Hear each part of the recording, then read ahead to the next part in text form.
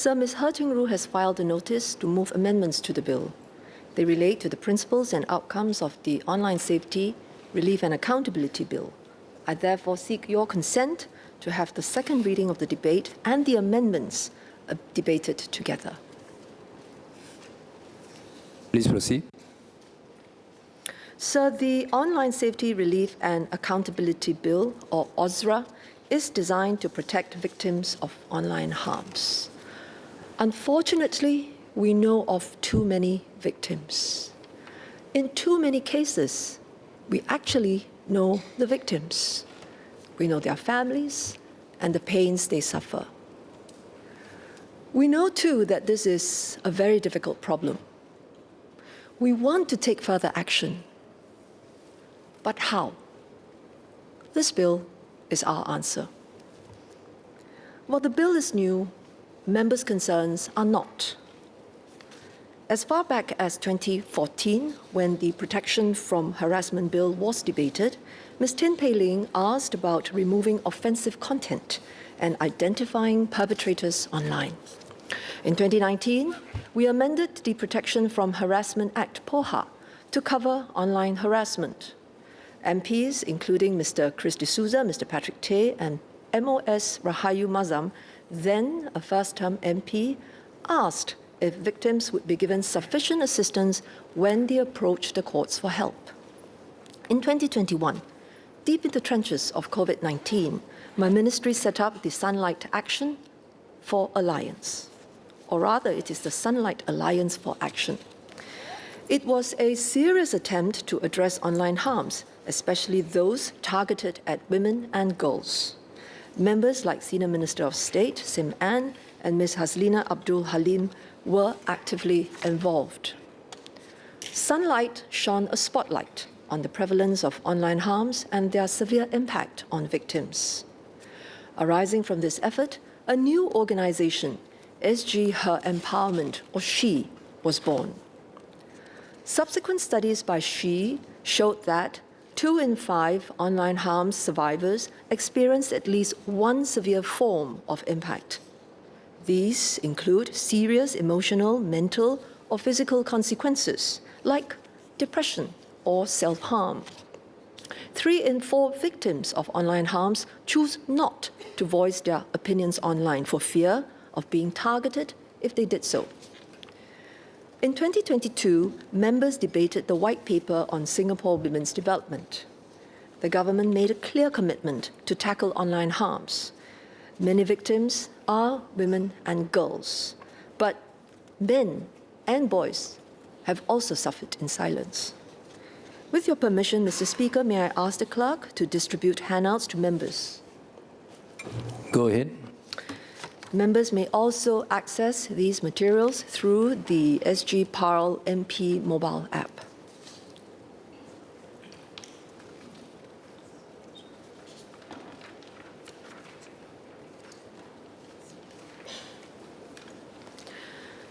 Members may refer to handout 1.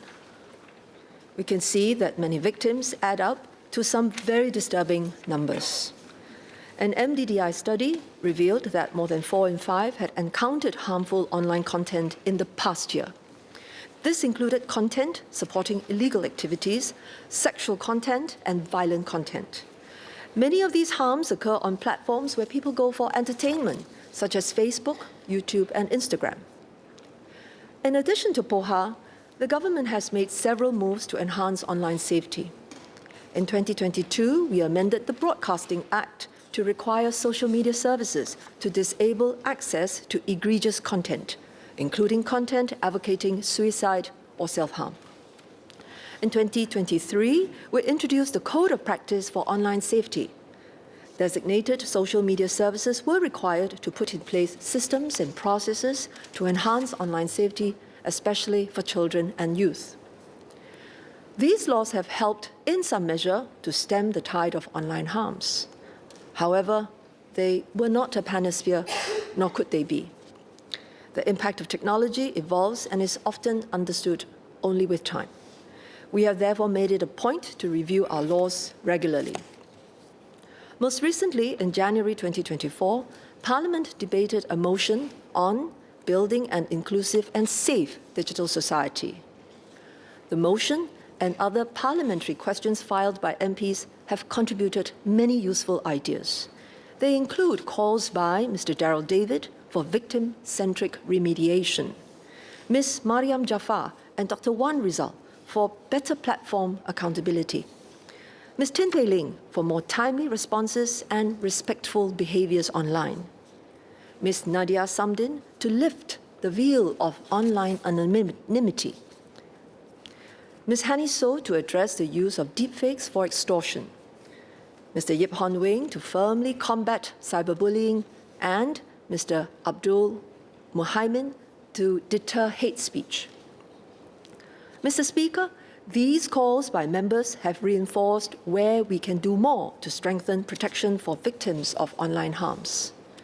They align closely with multiple studies conducted over the years by the government, academic, and non-government organizations. Let me share some important findings from these studies. The first important finding is that victims often want quick takedowns of online harms. A study by the IMDA showed that platforms take about 5 days or more to act on valid reports of online harms. Many valid reports are not even acted on. This is highly unsatisfactory to victims. The second important finding is that victims are daunted by the existing channels for seeking remedies, and in particular, they find court processes complex and expensive. The third important finding is that victims face difficulties seeking restitution. This is because they are often unable to confirm who was responsible for the harm.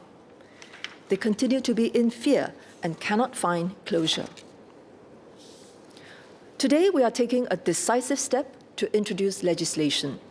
It will give victims of online harms an avenue of timely, effective, and accessible redress. OSRA aims to do this in 3 ways. First, OSRA will establish the Office of the Commissioner of Online Safety. An agency, the Online Safety Commission, OSC, will be set up to support the Office of the Commissioner. The OSC will be empowered to issue directions to communicators of harmful content, administrators of groups or pages, and platforms. These directions require the recipients to act quickly on the harmful content. The OSC will start by tackling online harms that are most prevalent and Singaporeans consider the most severe. Other harms will be dealt with progressively. MOS Rahayu will elaborate on how the OSC is intended to operate. Second, OSRA will introduce statutory torts. This is a major improvement. It provides a legal basis for the OSC to take action. Most importantly, it will allow victims to initiate legal proceedings against those responsible for causing or continuing the harm. Sir, studies have shown that Singaporeans see online safety as a shared responsibility between tech companies, individuals, the government, parents, and schools. The proposed statutory torts will clarify the duties that users, administrators of groups, and platforms owe to each other.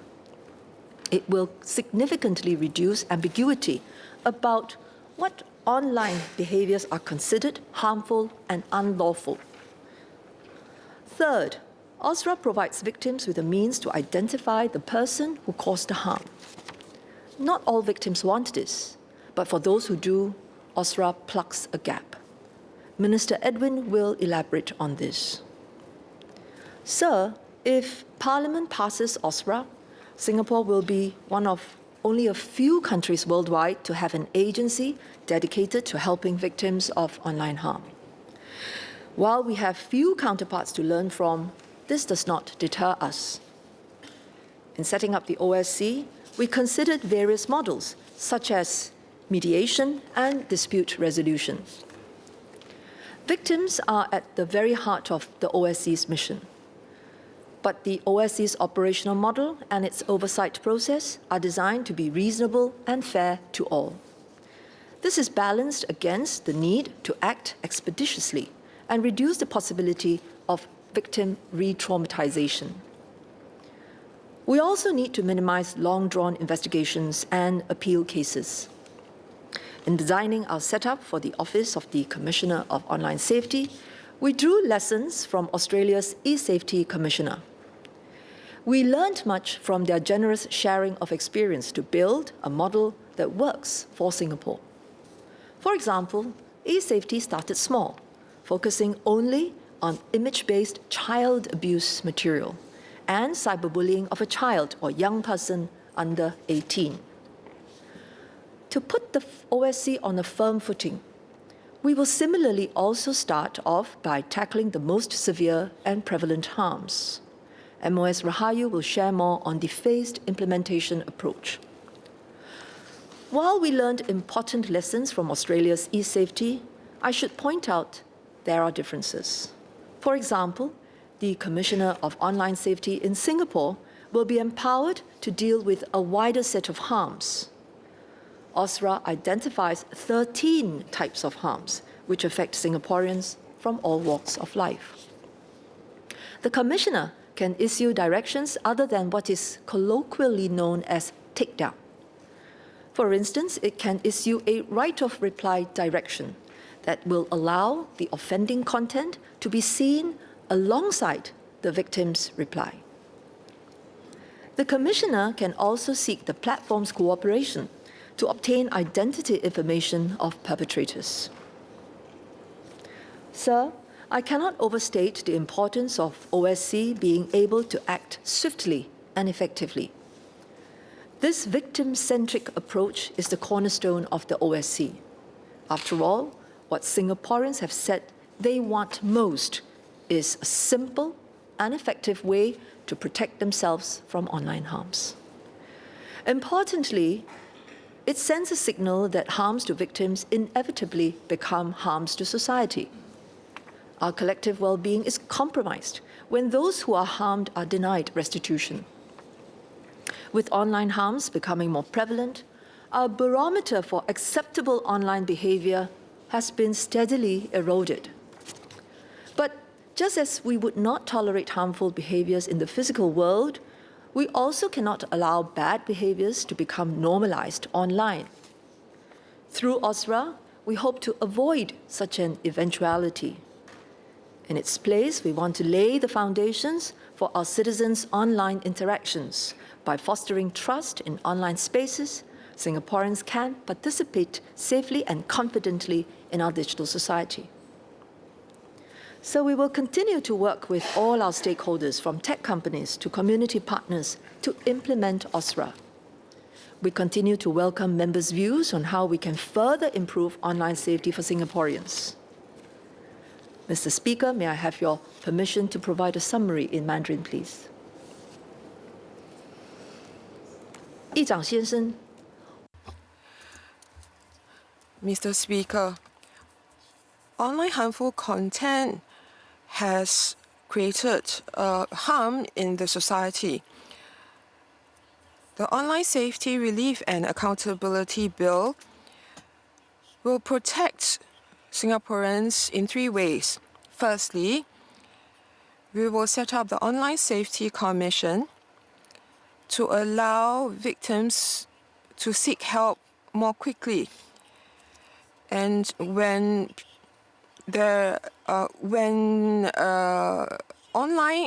harmful online content is discovered, the Online Safety Commission can also issue directives to take down these content. The bill also states specifically which are the harmful online behavior and to require perpetrators to take on responsibility for their actions. And the Commission will also be empowered to request for information of perpetrators so that we ensure that perpetrators will not get away with their harmful behavior. in general, this bill will allow victims to take action and protect themselves quickly. And in this way, we can build a more safe environment online. A safer online world does not stop with OSRA.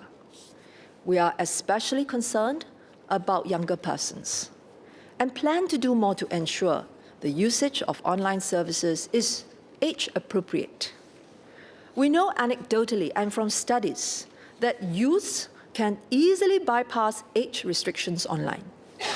They use false birthdays, spam email accounts, or borrowed credentials for verification. When one person figures out how to do so, they teach their friends too. Such behaviors can cause more youths to be exposed to inappropriate content or persons. To moderate such risks, we have introduced age assurance measures on app stores. Hopefully, young users do not download age-inappropriate apps in the first place. But we know this is not enough. A more holistic approach is needed. This means extending age assurance requirements to social media services which attract many young users. We will explore better protections on other platforms, such as online games, where children and youth spend much of their time. In addition, we will look beyond content to address unwanted interactions and excessive time spent on apps.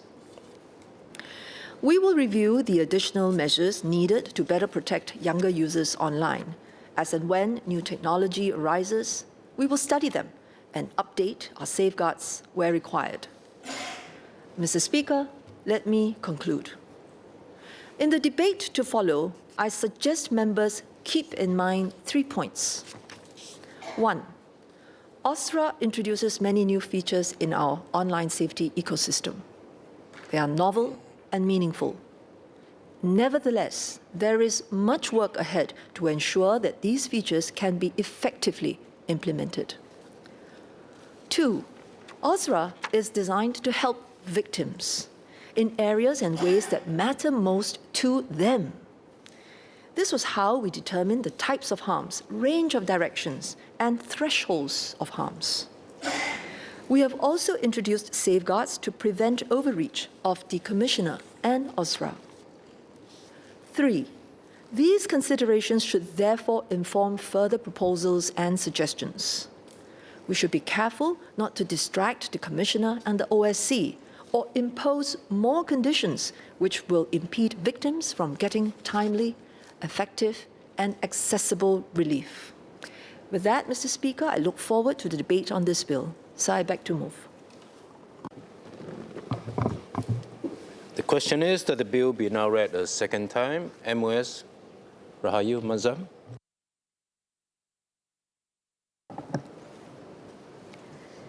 Mr. Speaker, earlier Minister Josephine Teo spoke about the genesis, the intent of the OSRA bill, and the need for more to be done to improve online safety.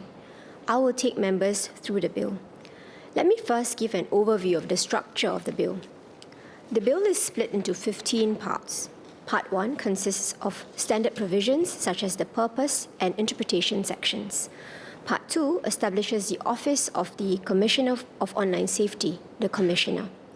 Part 3 defines the categories of harm that will fall under the scope of the bill. Part 4 governs the statutory reporting mechanism, and Part 5 the types of directions that may be issued by the Commissioner. Part 6 covers the investigative powers of the Commissioner. Part 7 governs the oversight mechanisms that the Commissioner will be subject to. Part 8 on offences and enforcement. Part 9 consists of provisions relating to service of documents and powers to make regulations. Parts 10 to 13 establish the statutory torts and the damages that may be sought under the torts, which Minister Edwin Tong will speak on later. Part 14 deals with jurisdictional, procedural, and miscellaneous matters, and Part 15 covers amendments made to other acts. In my speech, I will be focusing on Parts 2 to 8 of the bill and will explain how the bill will help to define what behaviours are unacceptable in the online world. Part 3 of the bill will specify 13 categories of harm, with each category defined in legislation to create a common understanding of the scope and definition of each type of harm. These definitions were developed in consultation with the public, platforms, and were guided by a steering committee. The steering committee was chaired by then Minister for Law and Home Affairs Minister K. Shanmugam and made up of government agencies and experienced industry members. Let me now explain each harm in turn. First, online harassment, including sexual harassment. Online harassment is defined as the communication of online material that a reasonable person would conclude is threatening, abusive, insulting, sexual or indecent, and is likely to cause a person harassment, alarm, distress, or humiliation. Second, doxing, which will cover the publication of a person's identity information that a reasonable person would conclude is likely to have been intended to cause harassment, alarm, distress, and humiliation. Third, online stalking, which will be defined as engaging in a course of online conduct that involves online acts or omissions associated with stalking, and that a reasonable person would conclude is likely to cause harassment, alarm, distress, or humiliation to the other person. Fourth, intimate image abuse or the non-consensual sharing of intimate images, a harm that can result in a severe and lasting impact on victims. This is defined as the communication of online material that contains an intimate image or recording of a person without their consent that a reasonable person would conclude is likely to cause that person harassment, alarm, distress, or humiliation. This includes images or recordings that may have been altered or generated by artificial intelligence, AI, or any other means. An offer to sell or distribute an advertisements of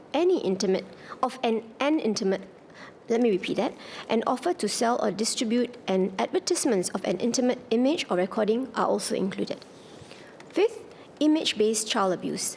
Like intimate image abuse, this will include images or recordings that may have been altered or generated by AI or other means and will cover depictions of both physical and sexual child abuse. Sixth, inauthentic material abuse.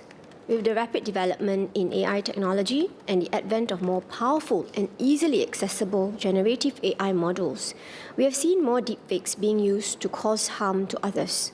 This harm is defined as the communication of inauthentic material that a reasonable person would conclude is likely to cause harassment, alarm, distress, or humiliation because it is false or misleading. The material is regarded to be inauthentic where it is an image, video, or soundbite that has been manipulated or generated through digital means to create a false or misleading depiction of the victim's words, actions, or conduct, and is realistic enough such that a reasonable person would believe that the victim did say such words or engaged in such actions or conduct. This category includes not only express depictions but also implied depictions.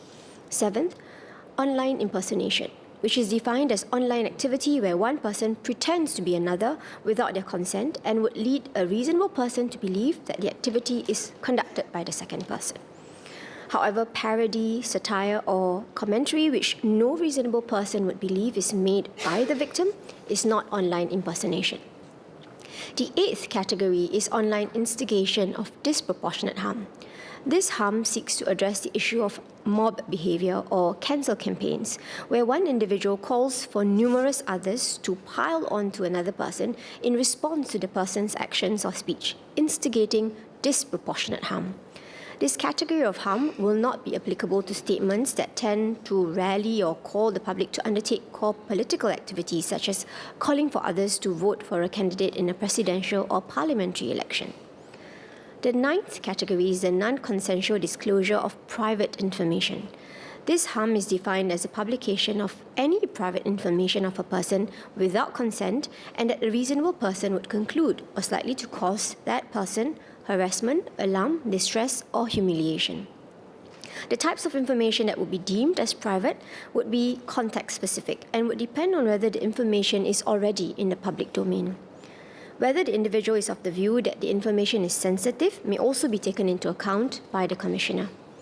The Minister for Digital Development and Information will also be able to prescribe certain types of information as private information.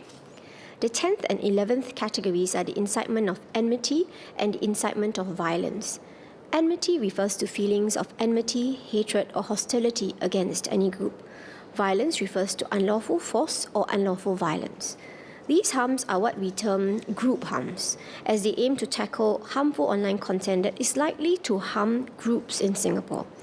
A group will be defined as a group of persons of any description and may include, for example, a group distinguished by race or religion. Lastly, the 12th and 13th categories are the publication of false material and the publication of statements harmful to reputation. The former will cover statements about a person that are false and a reasonable person would conclude are likely to cause harm. The latter will cover statements that a reasonable person would conclude are likely to harm the reputation of the victim and likely to cause any other additional harm to the victim. These two categories of harm differ slightly from the others in terms of the remedies victims may seek. I will touch more on this later. There have been suggestions to include two new categories, namely sexual grooming and the publication of online material that encourages or promotes suicide or acts of self-injury. These harms have not been included at this stage because, firstly, these harms are already addressed through other measures in our broader online safety framework, through the Penal Code for Sexual Grooming and the Broadcasting Act for online material that encourages or promotes suicide or acts of self-injury. Secondly, the Austria Bill is designed in a way that seeks to stop online harm from occurring, such as through the removal of content. This is made possible because the online harm is identified through a single discrete post, like the 13 categories of harm I described earlier. In contrast, sexual grooming often occurs over the course of communication or exposure to various pieces of content, where each individual piece of content may not be harmful in and of itself. Thirdly, Austria is designed in a way that relies on user reports. Recourse can only be provided in cases where the victim recognizes that they are victims. Unfortunately, it is often the case that victims of sexual grooming or consumers of self-harm and/or suicide content are not aware that they are victims. However, in such cases where these victims do come to the Commissioner for assistance, the Commissioner will work with the relevant agencies, including the police, to provide the necessary assistance. Members might observe that not all of these 13 categories are new, and some of them are already being addressed by existing law. For example, online harassment is already being covered by the Protection from Harassment Act, POHA.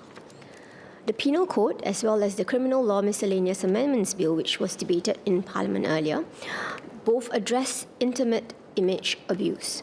Such content might also be covered as egregious content under the Broadcasting Act, BA. The suggested additions to the categories of harm would also be covered by the Penal Code and the BA.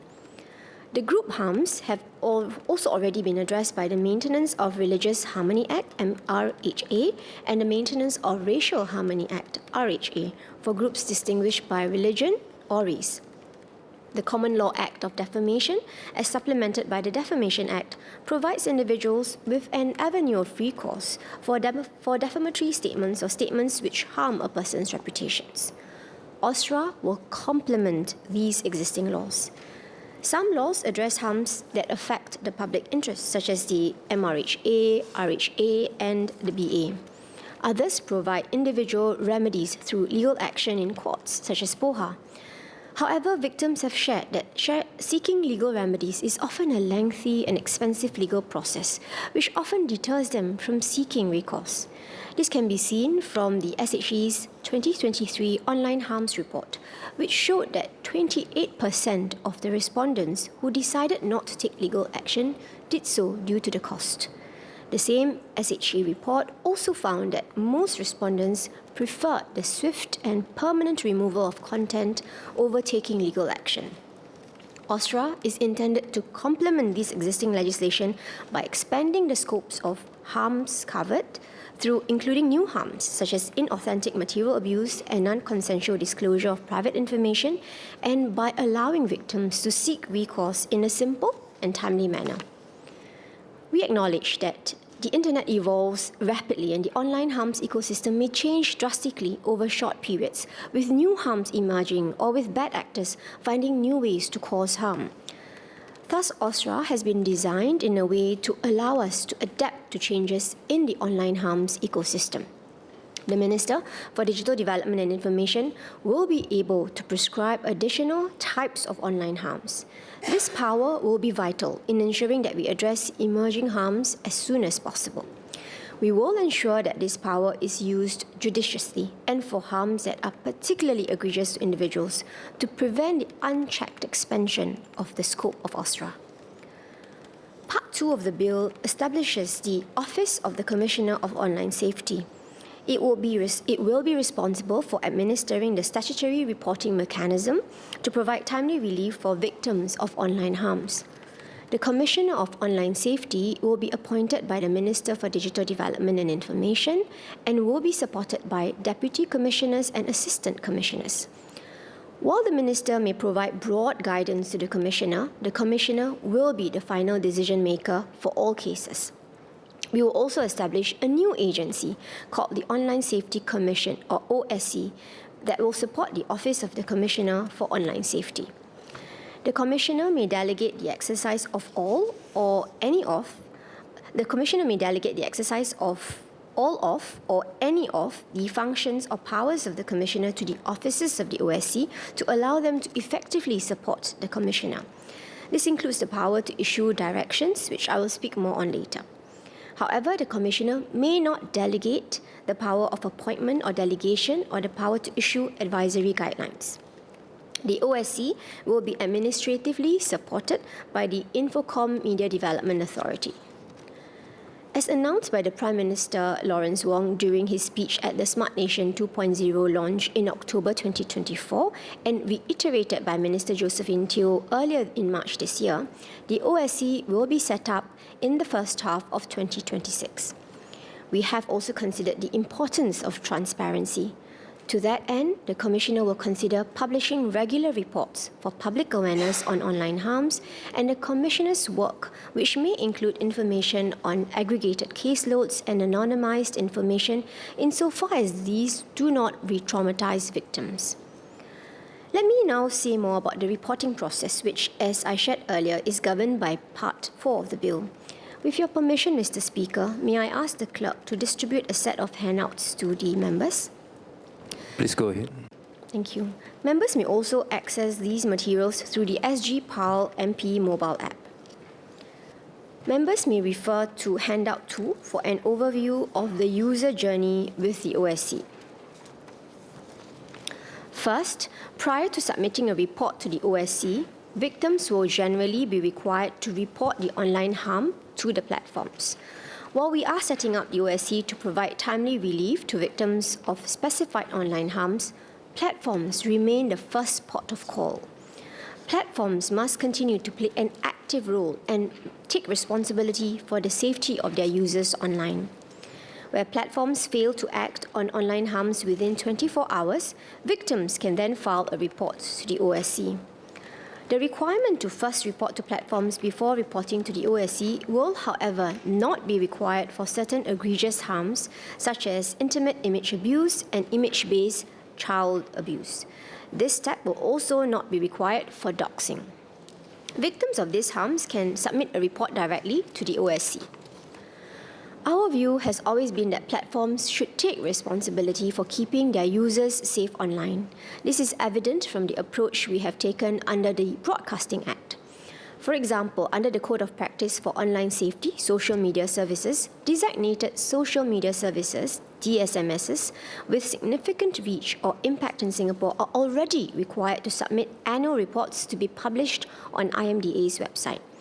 These reports contain information on the DSMS's measures to combat harmful and inappropriate content and metrics such as the number of reports received from users as well as the response time to act on these reports.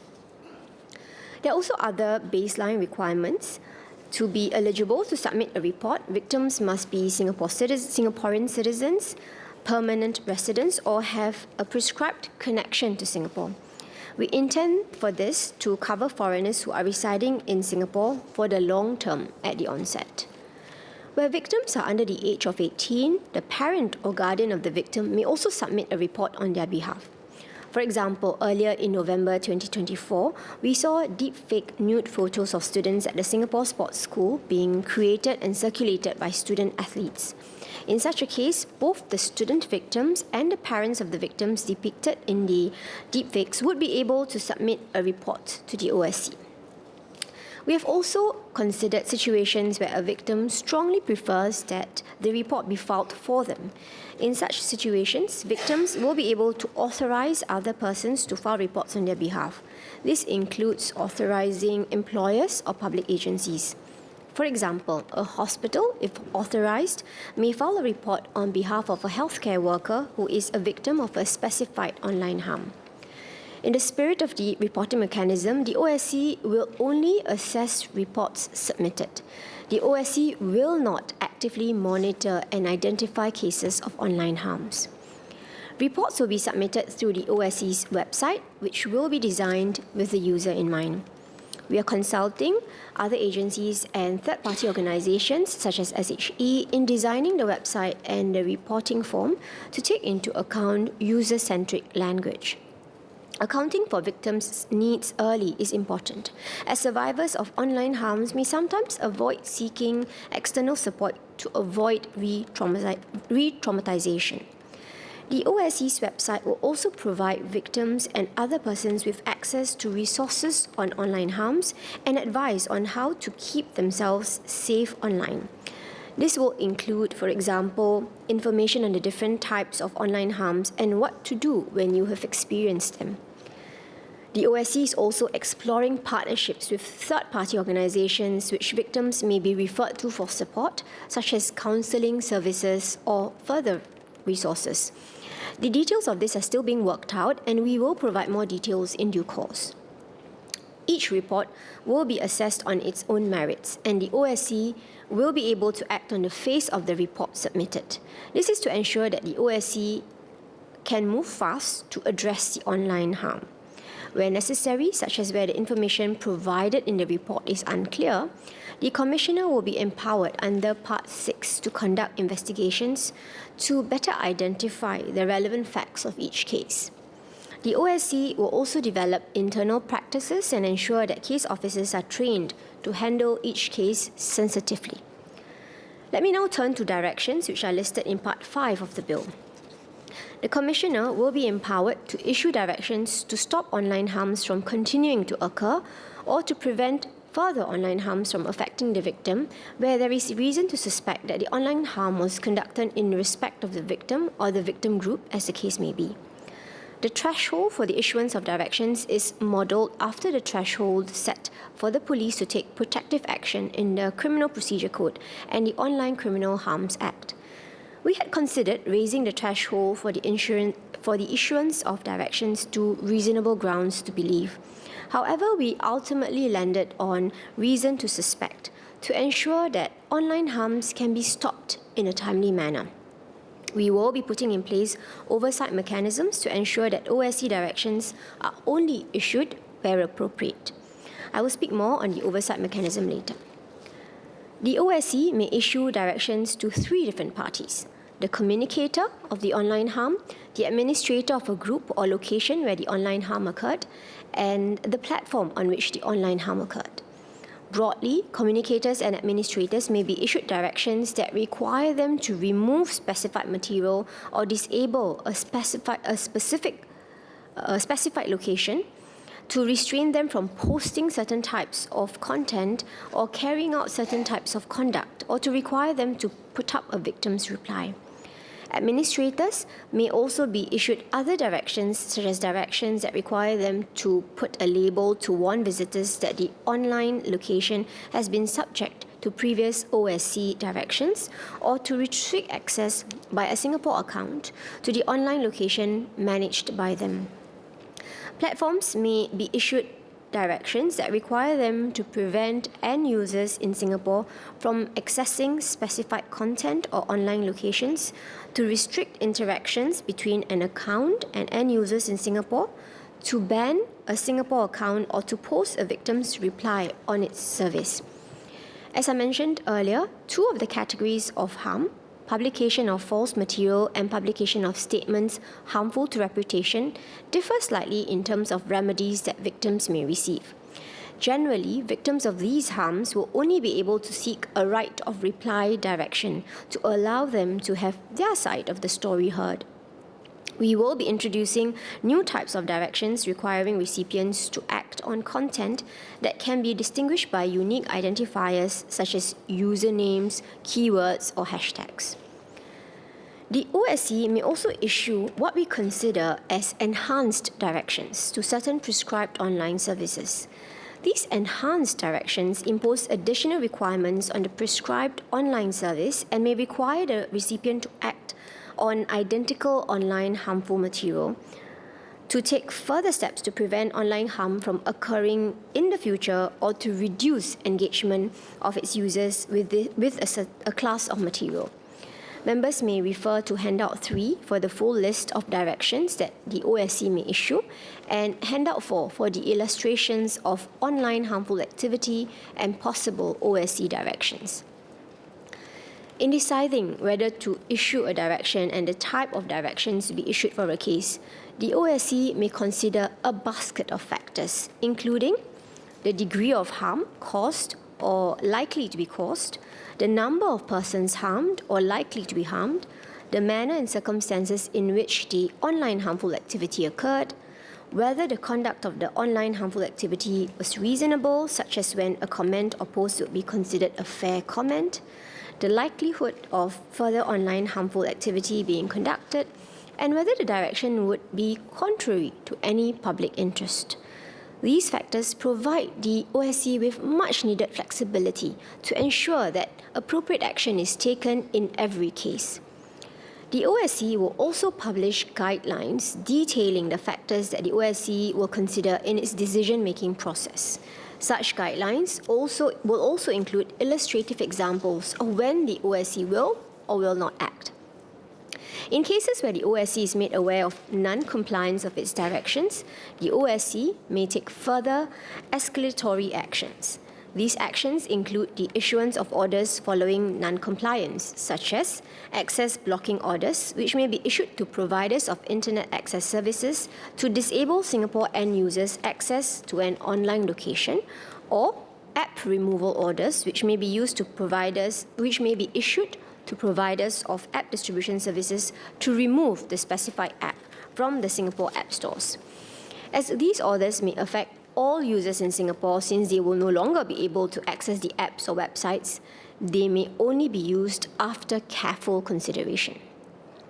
Part 8 of the bill provides for offences and enforcement. The directions and orders issued by the OSC are legally binding, and non-compliance with these directions and orders will be a criminal offence. Where there has been non-compliance, the Commissioner will be empowered to conduct further investigations, such as requesting information or documents from individuals.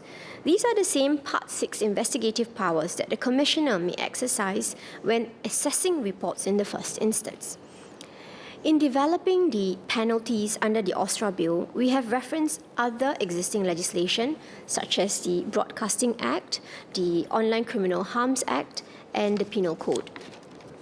For example, the penalty for non-compliance with directions will be a fine of up to $20,000 or imprisonment for a period not exceeding 12 months, or both for individuals. Individuals will also be subject to a continuing fine of up to $2,000 for each day the offence continues after conviction.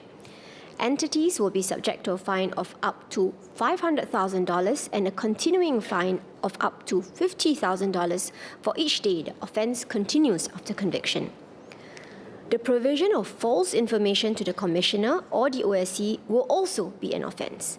Individuals found guilty of this offence will be subject to a fine of up to $20,000 or imprisonment for a period not exceeding 12 months, or both.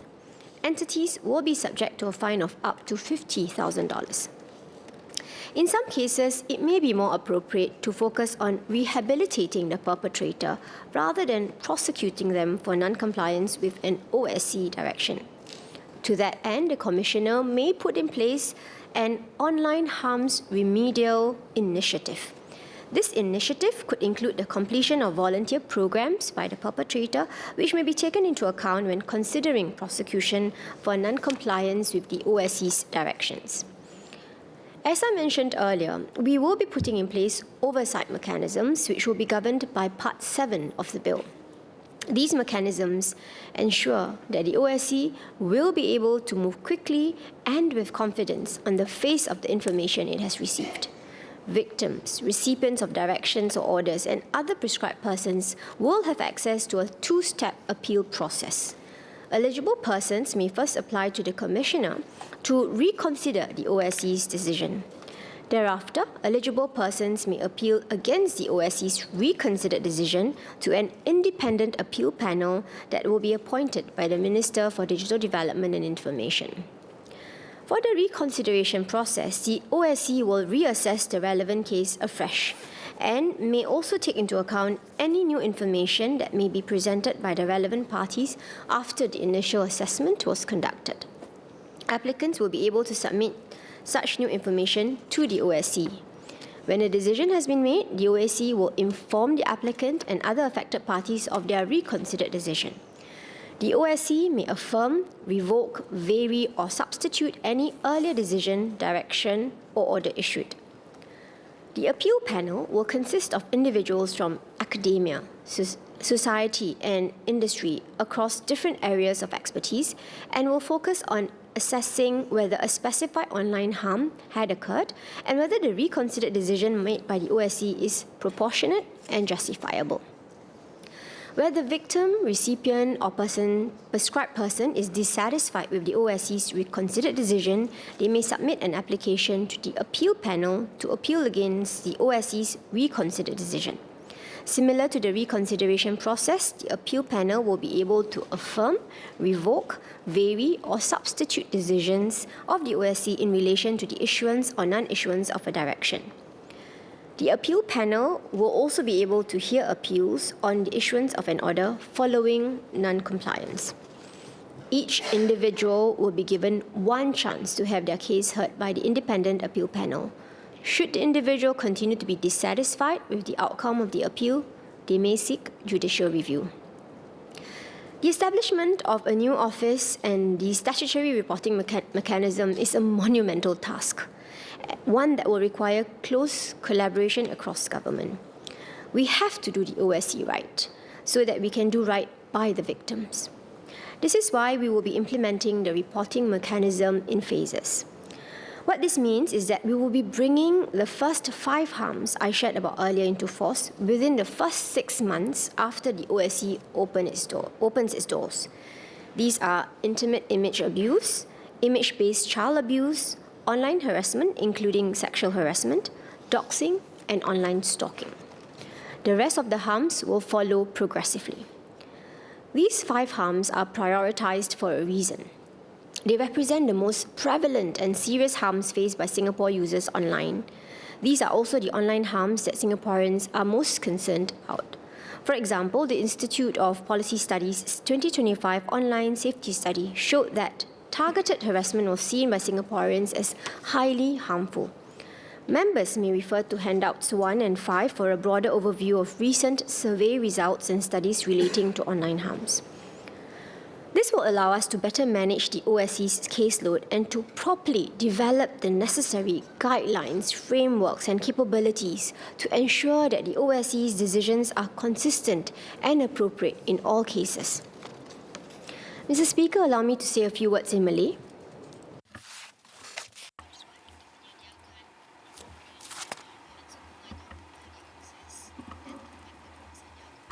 Bangsa bahaya.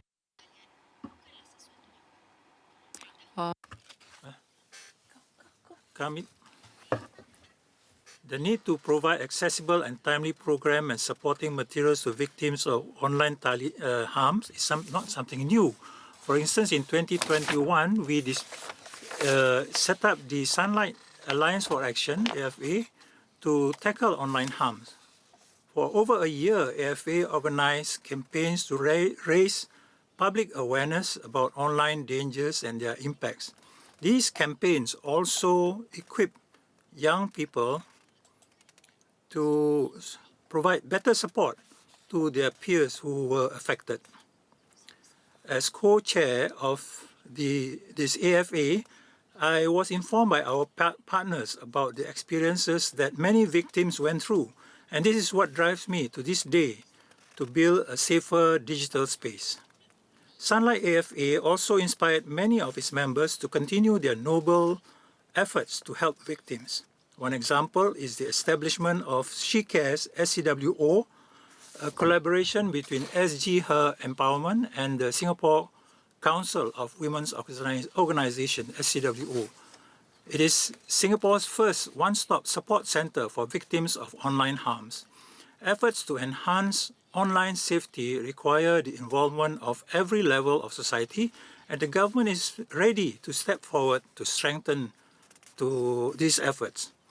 With the establishment of the Online Safety Commission, we will be able to provide timely follow-up action to victims to help intercept harmful elements as quickly as possible and build a more robust support ecosystem for victims.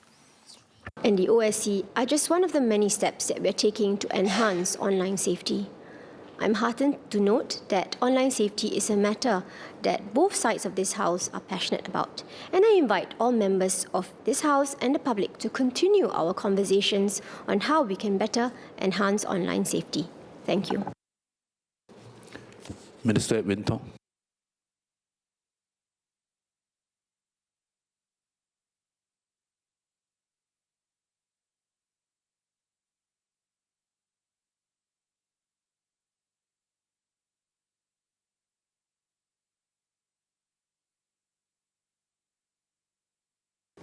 Mr. Speaker, sir, today we take an important step to make our online spaces safer and fairer. The bill before this House clarifies duties, provides relief, and also strengthens accountability across the online ecosystem to deal with online harms. My colleagues have earlier taken members through the key aspects of the bill, and I will focus on outlining the new statutory torts framework, as well as the end-user identification measures in this bill.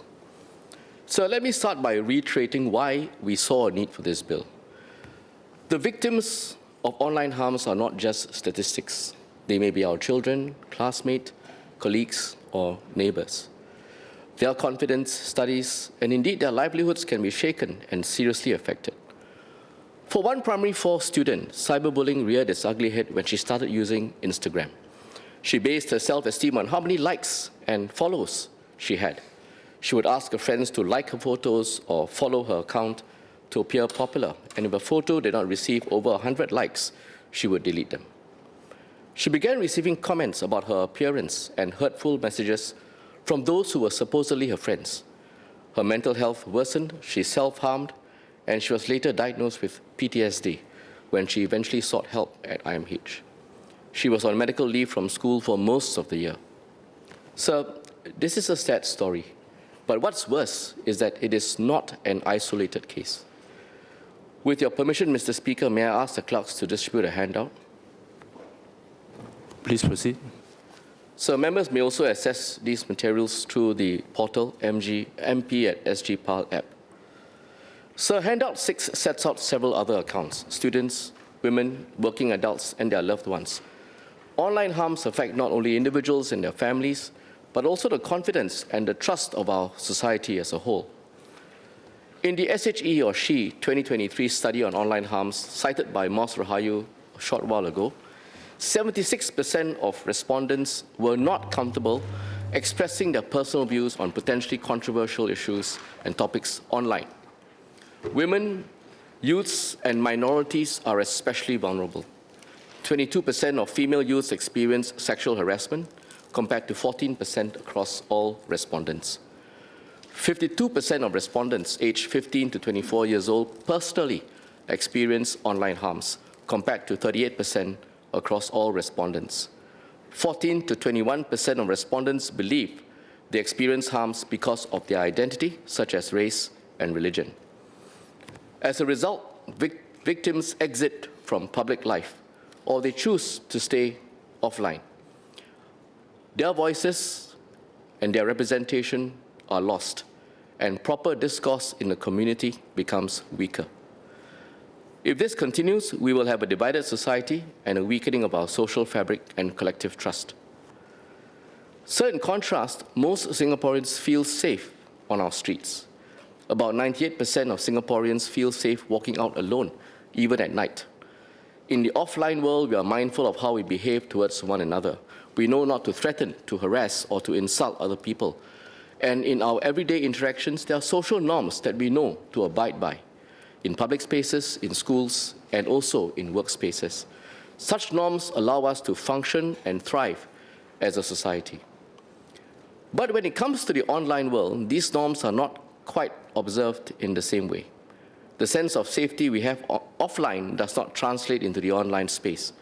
The She23 study found that 58% of respondents reported personally experiencing and/or knowing others who faced online harms. We studied why this might be so, and in the course of our study, 3 issues stood out. First, fragmented standards and weak accountability in the online harms regulation space. Second, economic incentives that unfortunately reward sensational content. And third, online anonymity that emboldens misbehavior. These 3 issues have very much shaped the thinking behind the construct and the framework of this current bill. And let me elaborate that for members.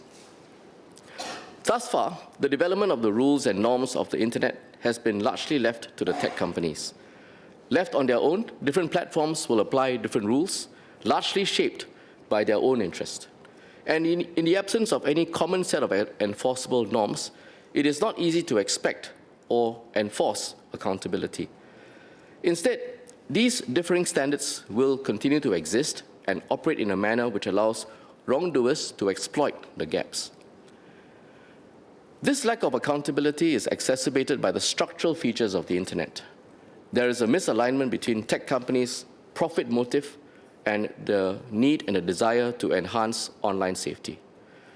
At the Online Harms Symposium, co-organized by MinLaw and the SMU Yong Pang Hau School of Law in 2023, former Facebook employee turned whistleblower Francis Horgan spoke about how tech companies do have solutions to address online harms, but implementing them will eat into their profits and hurt their bottom line. Social media platforms profit from the amplification of sensational and inflammatory content. Viral, harmful content draw engagement, higher engagements draw eyeballs, so their removal will impact revenue. We have some basis to believe that online safety considerations might well yield to profit generation if left unregulated. Today, tech companies have community standards which ostensibly address online harms. Members can see some examples of these standards which are set out in handout 7. However, most platforms do not necessarily adhere to their own community standards. Indeed, in the IMDA study cited by Minister Joe a short while ago, over 50% of legitimate user complaints were not addressed in the first instance. And this, we believe, is far from ideal, as victims are reliant on platforms to stop online harms. At present, there is no framework which can give redress to victims for harms that happen at the speed and the extent to which they happen online. Whilst victims may try and seek relief in court, there is a limit to how fast court proceedings can be, and may also be costly. And we all know that in these types of cases, speed of redress is crucial. And most victims of such harms do not want to have to seek relief in court through the court process. It is also clear that online users behave on the internet differently from the offline world. Perpetrators are emboldened to act with impunity, especially when they can remain anonymous. First, they experience what we call the online disinhibition effect, a term coined by Professor John Suller. Prof. Suller explains that anonymous internet users separate their online persona from their in-person identity, and they do not feel responsible for their behavior online. Second, there is little that victims can do to hold anonymous users accountable, simply because they remain anonymous, and perpetrators know that they are unlikely to get caught and do not fear consequences. Overall, in general, anonymity fuels bad behavior. To address these issues, the government has taken proactive steps. Minister Joe outlined the reforms that protect users. Ms. Rahayu explained how the new OSC will provide timely relief to stop harm. Let me address the remaining mechanisms in this bill for members. Sir, we start with the proposition that in some cases, stopping the harm alone might not be enough. Victims might require additional recourse, for example, compensation. And to do that, they will need to know who lies behind that anonymous social media handle. The bill therefore seeks to introduce a framework to close those gaps. It will introduce clear statutory duties for online actors, defining what responsible conduct and therefore what the standard of duty that is expected of them ought to be. It provides civil remedies for breaches of those duties, giving victims the right to seek justice in court, and it creates an additional avenue of relief, complementing the quick administrative recourse that can be obtained through the OSC, so that victims can choose the path that best suits their needs. During the online harm symposium that I referred to a short while ago, Ms. Horgan likened internet and social media regulation today to the evolution of road safety, something that happened several decades ago. In the 1960s, US car manufacturers vigorously resisted safety reforms, but informed legislators persisted with greater regulation, coupled with a very determined push from concerned citizens as well as investors. Through legislative changes, safety was made a core design principle in the manufacturing of cars. And it has been estimated that between 1960 and 2012, over 600,000 lives were saved in the US as a result of this. In a similar way, not exactly the same, but in a similar way, we hope that this bill will make online safety a design principle of the online space upfront and not just an afterthought. So let me now outline how the statutory torts framework is intended to work. At the outset, our focus and the intent is to empower victims. It's a very victim-centric approach. And today, you look at the example of one victim who tries to speak to the platforms. You heard the stats that Minister Joe cited earlier. It is very difficult. And they're pretty much powerless today. At the government level, we have the Broadcasting Act, we have POFMA, we have OCHA, Online Criminals Harms, that empower the government to act in a variety of ways. OSRA provisions will empower private persons to obtain relief. And members might therefore be aware that Clause 4 makes it clear that a public agency cannot commence claims under the statutory torts framework. This is a private citizen's private remedy. I will now explain the type of online harms covered by the statutory torts. This framework will cover the same categories of harms that the OSC will act on, the same categories that Ms. Rahayu took you through earlier, with some exceptions and refinements for coherence. Clauses 83 to 88 cover the following harmful online activities: intimate image abuse, image-based child abuse, online impersonation, inauthentic material abuse, online instigation of disproportionate harms, and incitement of violence. Harassment, doxing, and stalking will continue to be dealt with under POHA for communicators. But the new statutory duties for these harms will extend to administrators and to platforms under this bill, since POHA does not cover them.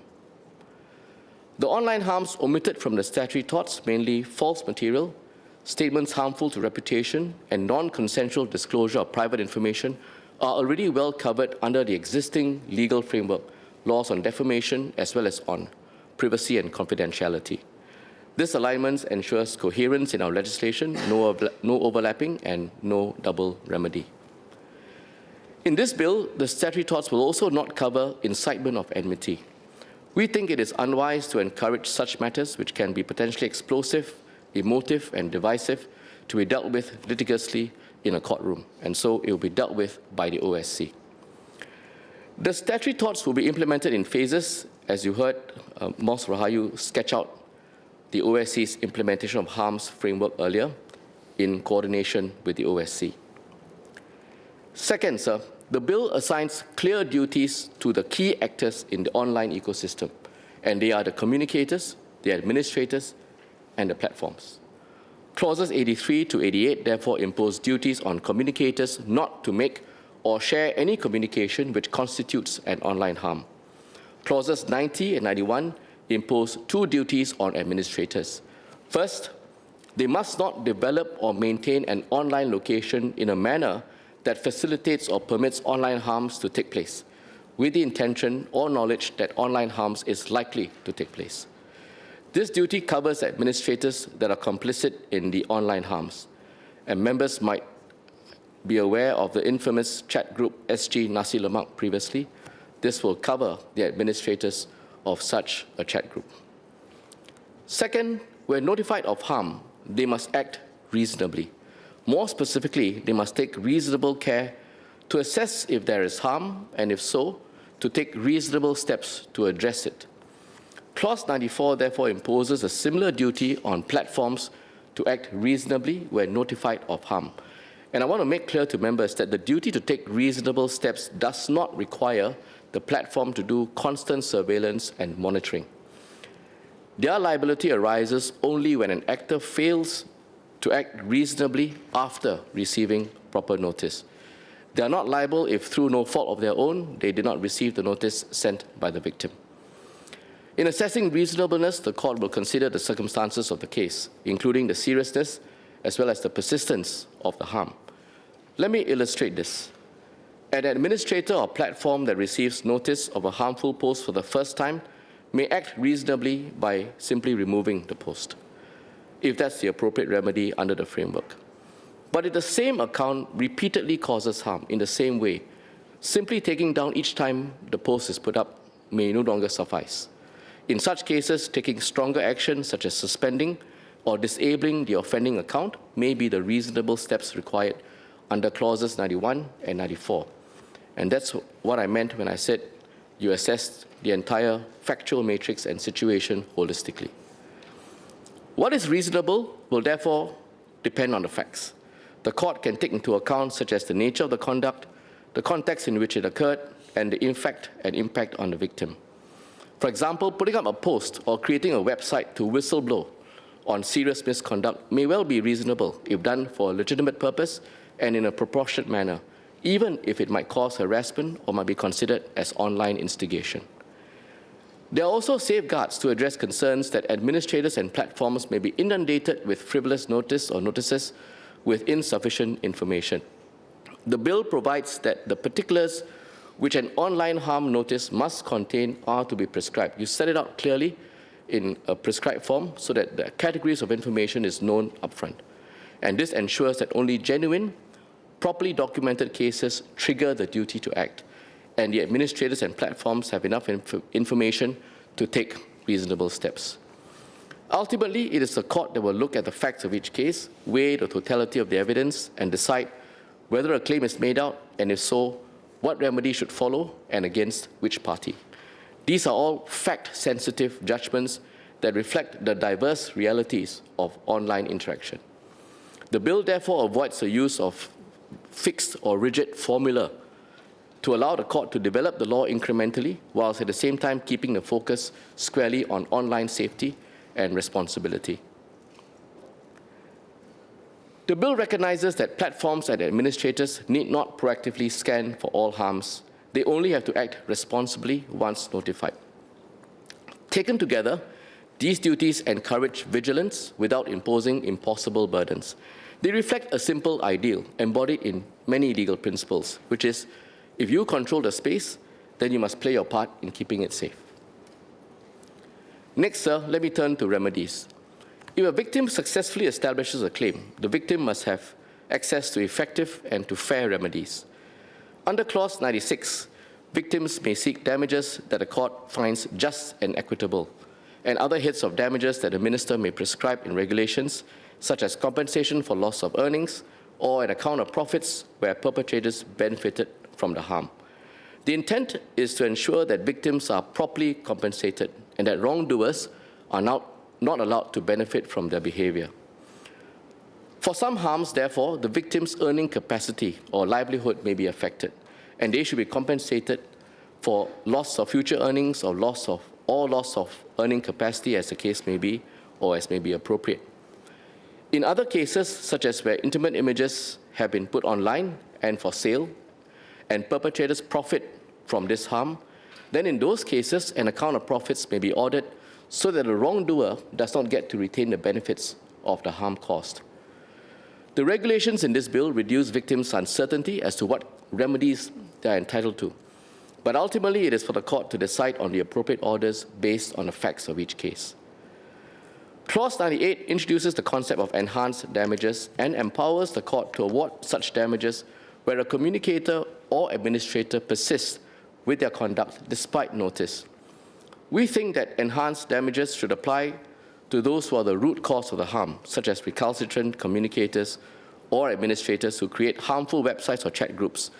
We have therefore excluded the platforms. This framework is intended to incentivize and drive reasonable compliance, and in some cases, as quickly as possible. And the enhanced damages framework also compensates victims for any additional harm resulting from failure to comply. And we hope to drive overall a strong enough messaging with a deterrent impact on the actors on the online space.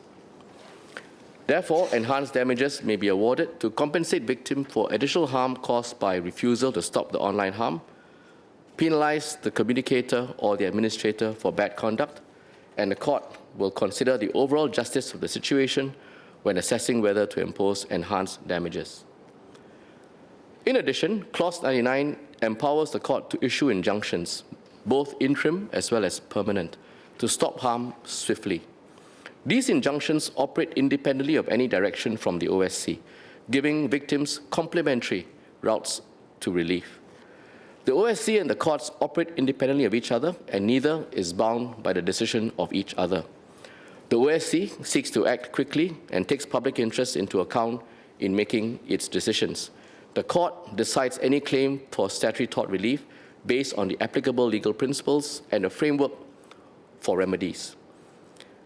Taken together, sir, we believe that we have fashioned a suite of remedies that strikes the right balance: accountability for wrongdoers, fair recourse for victims, and suit flexibility for the courts. The statutory torts are designed to change and strengthen norms, to make self-responsibility a default in our online space.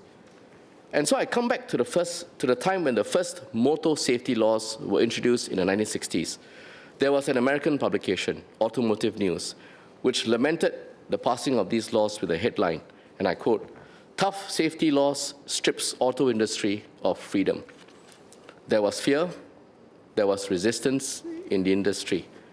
But with the passage of time, history has proven those laws right. They made cars safer, saved countless lives, changed attitudes and mindsets, and reshaped how the industry designed every vehicle thereafter. We hope that this bill, with a clear framework, can also have the effect of setting the right tone for online behavior, shape mindset and attitudes of both users as well as service providers. They define what is acceptable and what is not.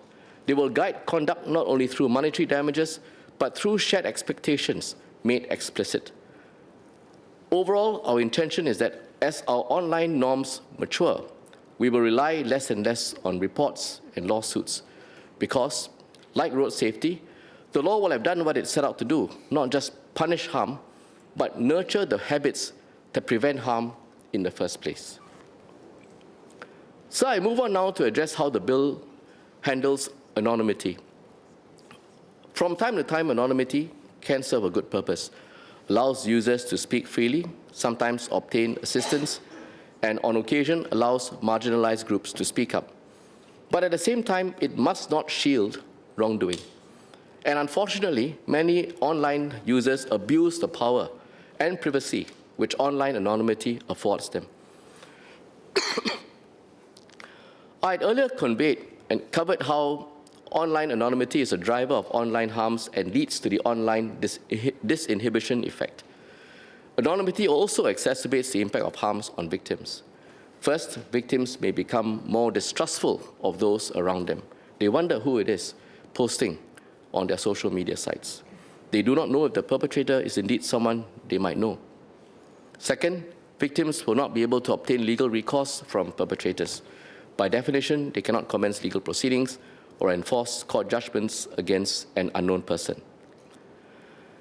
There are existing mechanisms currently available in court, such as pre-action discovery, non-party discovery. All of these are mechanisms which can be used to obtain information about the identity of wrongdoers.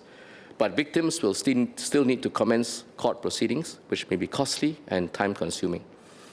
And so we believe the bill's proposed end-user identification measures offers an accessible option. To start with, Clause 49 empowers the OSC to obtain information and documents for the discharge of its functions. This includes identity information of an end user which is in the possession of platforms. This is akin to how law enforcement agencies are empowered to obtain such information for investigative purposes. Akin but not similar. Second, Clause 52 empowers the OSC, where it reasonably suspects a user of committing an online harm, to require prescribed platforms to take reasonable steps to obtain specified information that may identify the user. This can take the form of the user's name, or perhaps verified phone numbers or credit card information, which can then be used to make further inquiries with telcos or with banks. This obligation to collect information is carefully scoped to target those users who are suspected of carrying out online harms. This is following close consultations that we had with industry partners who expressed difficulty with the general obligation upfront for platforms to collect information of all their Singapore users. Third, Clause 53 empowers the OSC to disclose the perpetrator's identity information to a victim or to their authorized representative upon receiving an application from the said victim. At the initial stage, disclosure will be limited to the purpose of enabling victims to bring their claim. We intend to eventually extend this for other purposes as well, such as allowing victims to safeguard themselves from the perpetrators to take proactive future measures. Mr. Speaker, we recognize that some may have concerns that these measures might intrude on users' privacy or go too far. Let me be clear, that is not the case, and we thought about this framework quite carefully. The measures are aimed squarely at those who hide behind anonymity to cause online harm. They are not meant to affect ordinary users who act responsibly. In fact, for the vast majority and for most users, nothing will change. Most platforms today already require some form of verified contact or payment information at the point of registration. Additionally, when the OSC discloses a perpetrator's identity to a victim, there will be safeguards to ensure that the information is protected and not misused. First, the OSC may impose strict conditions on how the information can be used, such as limiting the use of information to seeking protection or pursuing legal remedies. Any breach of those conditions will be a criminal offense. Second, the misuse of information may itself attract legal consequences. For example, if the victim were to use the information obtained from the OSC to dox the perpetrator, that could itself be an offense under POHA or under an online harm under this bill. In short, the bill has inbuilt safeguards. They balance and they protect both the victim's right to know as well as the perpetrator's right against misuse. So this bill is designed above all, as members can see from how I've articulated the framework and the schema of this bill, to be as victim-centric as possible, to give swift, accessible access to those who have suffered real harm online, and the provisions have been drafted with that goal in mind. Minister Josephine spoke about how the OSC will be empowered to issue directions quickly to address harmful content, and Ms. Rahayu explained the appeal mechanisms available. Sir, the Honourable Member Ms. Hertingru has proposed 2 amendments which I would like to address. Her amendments speak to the removal of finality of an appeal committee's decision, and second, to add a right of appeal to the General Division of the High Court. Sir, I would like the House to know that both the Min Law teams as well as the MDDI teams carefully considered the appeal process, and it includes options similar to Ms. Her's proposals. However, we felt that we could not support them in this bill, and let me explain why. These mechanisms will make the process slower with less finality to the proceedings. It will make it more complex and ultimately less accessible for victims. Let me reiterate that the purpose of the OSC is to deliver speedy, practical relief to give redress to what has objectively been determined to be an online harm.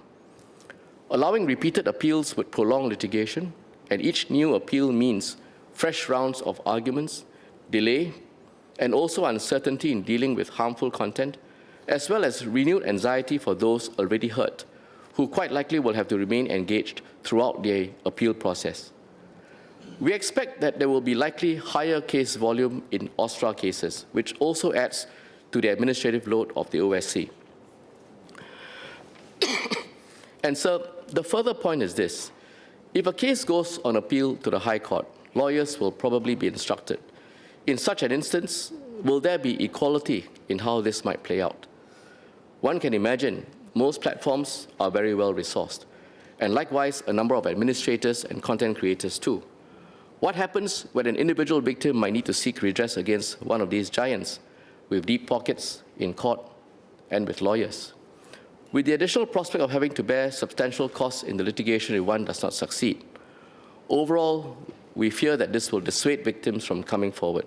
And over time, this will render the framework toothless, not because of the provisions, but because individual victims will find it more difficult to seek redress and might shy away. This will make the framework less inclusive, and we hope not to see that. In contrast, we believe that the current framework already strikes the right balance. In the first place, the framework that you heard Ms. Rahayu outline earlier, these are administrative decisions by the OSC, who assess the harm based on the prescribed factors in this framework, and they make a polycentric decision, taking into account policy and public interest considerations when deciding on whether it is a harm, and if so, what the appropriate remedy ought to be. Such administrative decisions are subject to judicial review and not an appeal, and in fact, this is not unusual. So at its heart, this bill, as I said at the outset, is about empowering victims. The OSC's process is deliberately designed to be straightforward, fast, and simple, and focus on stopping harm quickly, and hopefully not spending time arguing about it. We think that Ms. Her's proposed amendments, though well-intentioned, would probably make that journey harder and not easier. Mr. Speaker, sir, this bill is pragmatic, proportionate, and principled. It protects victims, sets fair expectations for online actors, and strengthens trust and accountability in our digital commons. If we proceed steadily and work together, government, industry, and users, I believe we can keep our online spaces open, but also safe, vibrant, but also responsible. So we have shown clearly how online harms exact a cost on individuals, on families, and on the social fabric that holds us together. And as technology evolves, new harms will emerge. Our laws must therefore remain future-ready. We must be bold and innovative to stay ahead, but also compassionate in how we protect those who are most vulnerable. And this bill gives victims a clear and practical framework to seek relief when harm occurs. It also sends a clear, unambiguous signal that everyone who shapes our digital spaces in Singapore must act responsibly. Through the OSC, the statutory torts framework, as well as the end-user identification provisions, we are building a coherent system of protection and accountability. Each prong complements the other. The OSC is a safety net providing rapid relief to victims of online harms. The statutory tort framework provides private remedies, and it also is a standard setter, encouraging all actors to play their part. And the end-user identification measures ensure that no one can cause harm from behind a mask. So public support for these measures has been strong across communities, professions, and also generations. In a public consultation launched by MinLaw and MDDI in 2024, respondents expressed strong support for establishing a dedicated agency to address online harms, over 90% support. Allowing victims to take legal action, such as seeking compensation in court for private remedies on top of the OSC framework, over 95%. Disclosing a perpetrator's user information to the victim for certain specified purposes, over 80%. So the government started this work a long time ago. We started looking at developing this bill as far back as 2021, even as the amendments to the Broadcasting Act and the Online Criminal Harms Act were being worked on. We spent close to 5 years carefully examining the issues. We conducted numerous surveys and studies into the issue of online harms in Singapore, the findings of which have been presented to this House earlier. We also partnered with the SMU Yong Pang House School of Law to organize the Online Harms Symposium, where distinguished speakers and panelists, including experts on online safety from around the world, shared their insight on key issues and solutions for online harms. In addition to the public consultation exercise, we also met and consulted extensively with over 100 different stakeholders over the years.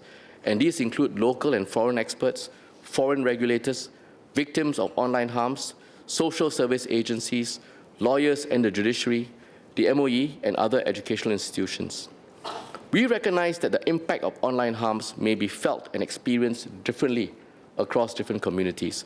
We've heard from various segments of society, including the youth, disability, and the community groups, and we learned much from their experiences and their insights and their stories.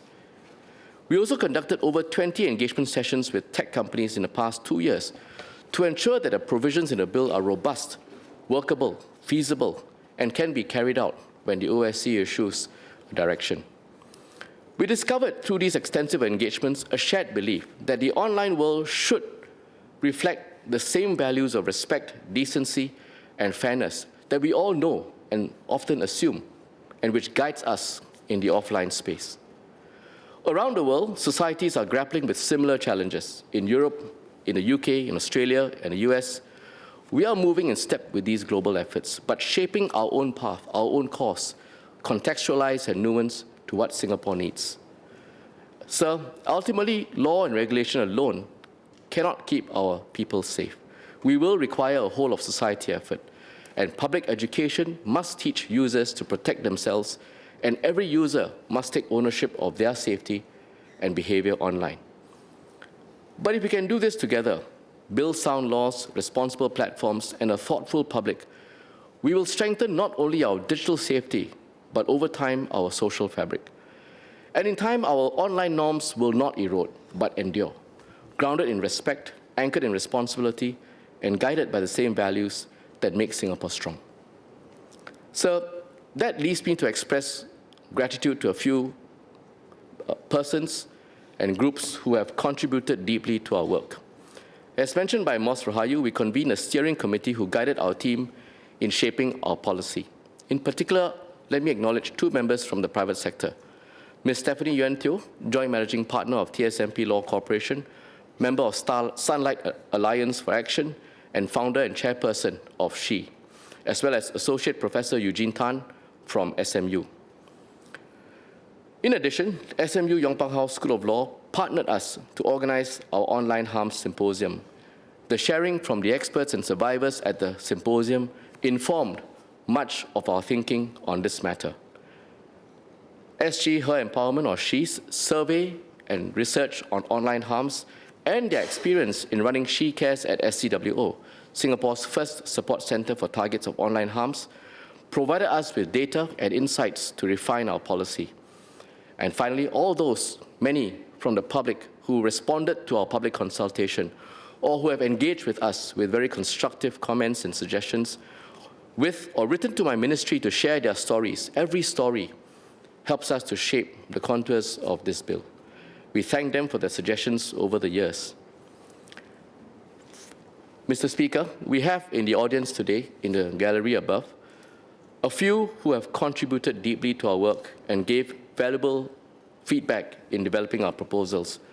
We have members from SHE and She Cares at SCWO, Natalie, Himavali, Lorraine, Saira, and Suhan, who together with their teams served as vital pillars of support for those experiencing online harms today. We also have representatives from Youth Tech SG, Ben, Zoe, Beatrice, and Kok Tong, who together with many others shared the perspectives of young Singaporeans with us. We are very deeply grateful for their partnership and commitment to making our digital spaces safer for all, and we record our thanks and gratitude for the time that they've taken and the experiences that they have so generously shared.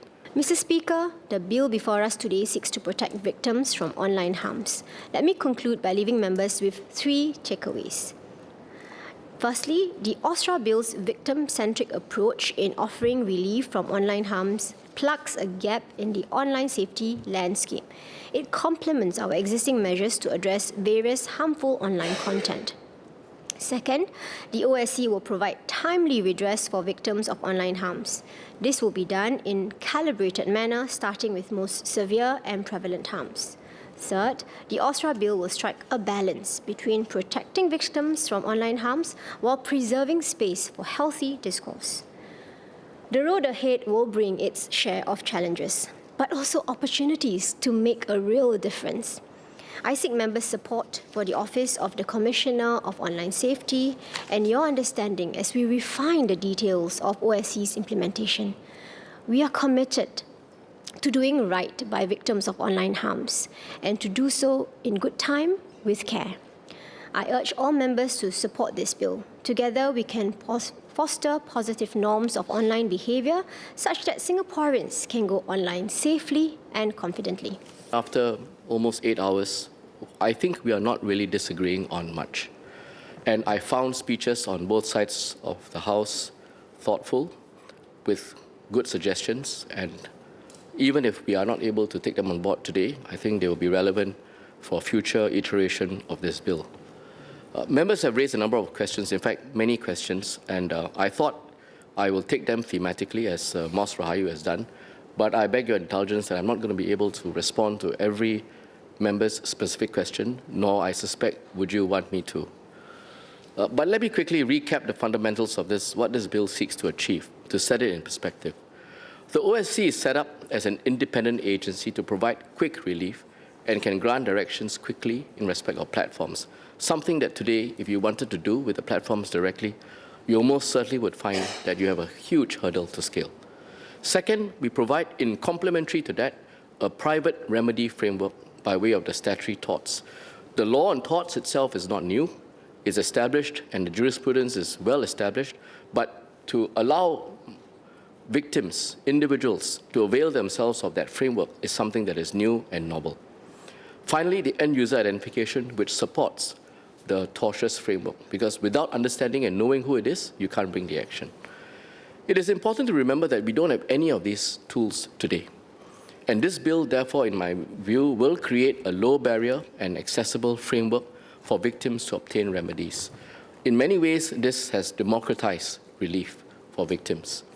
And as I respond to questions, I'd like to say that I hope we can keep it that way, because it is a key design feature, as I said at the outset, for this bill to be speedy, to be efficacious, and to allow there to be a low barrier to getting the relief obtained. And I think we would like to keep it that way as far as possible. And I like the way in which Mr. Cheryl Taha and Mr. Seo Chen put it. Give it space to grow up, build up, and let it take off. And I think that's what exactly we would like to see it do. Many members spoke about the statutory torts framework, and I will respond to this as much as I can. The courts have contended with issues of establishing liability, quantifying damages, enforcing judgments for as long as the law of torts has existed. And it is not going to be a novel area in which they look at the way you assess breach of duty, the way in which you assess proof for damages, and also whether the damage is foreseeable or too remote.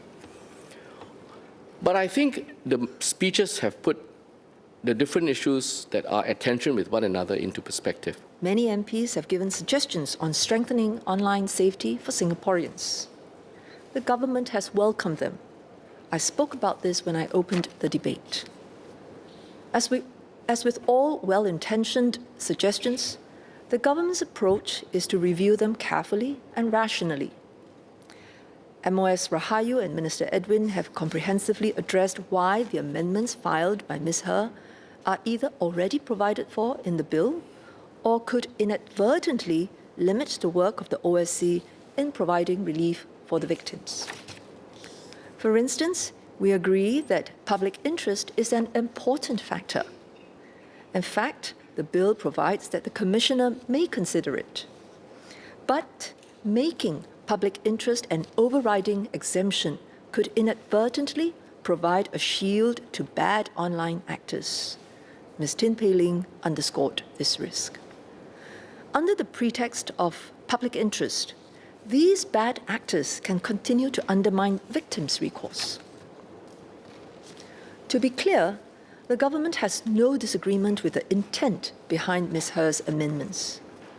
We will also operationalize the law in the same spirit.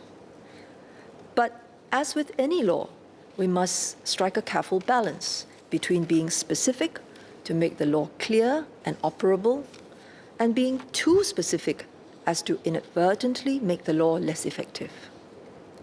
MDDI and MinLaw have tried to get this balance right. OSC has both the latitude to act quickly and the duty to act responsibly within clear bounds. In designing the OSC's remit, we have taken every care to scope it precisely, proportionately, and as practicably as we can, so that it fulfills its mission. The OSC will learn from experience, continually refine its processes, and always strive to do better. It will continue to monitor and report on its progress, refining the system openly as needed. We welcome the Workers' Party's shared interest in ensuring that the OSC is well positioned to achieve its objectives. Our end goals are aligned. We all want better support for victims of online harms. I hope members will agree that our priority is to allow the OSC to focus on building its capabilities, clarifying its policies, and cultivating its partnerships. It will take time, and things may not work perfectly at first. But step by step, we will get it right.